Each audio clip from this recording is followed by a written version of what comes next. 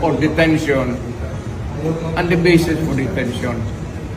So, what is the law and what is the crime that I committed?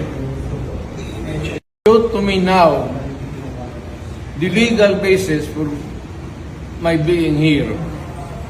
As apparently I was brought here not of my own volition.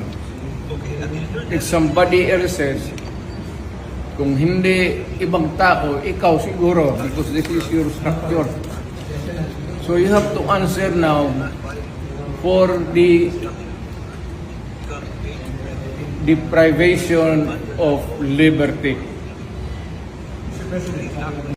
General naman kayo. Alam mo ba na hindi man lang siya na-serve kung anong kaso kung sinacharge sa kanya ngayon? Hindi niya alam. No? Kahit na PI man lang. Alam mo, ang charge sa kanya nasa dyaryo lang.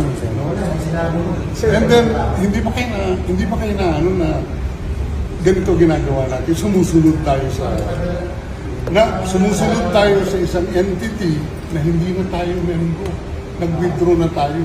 And yet, sir, you are the Prosecutor General. Yes. You know how to exercise due process. Before you can even file charges, you have to file a complaint. We have to file a counter affidavit. Without doing those procedure process, here we are, being issued a warrant of arrest, questionable warrant of arrest. Ano naman po, sir? Sir. There's naman doon, blooper, puro pagdating sa trial yan, tatawagin kita sa witness stand.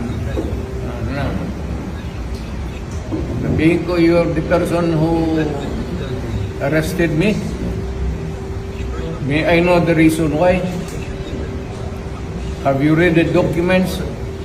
Or at least, have you read the case at that time when you made the arrest? So that you would be guided to what you should know. Yan lang yan. Kaibigan tayo, galing ako gobyerno.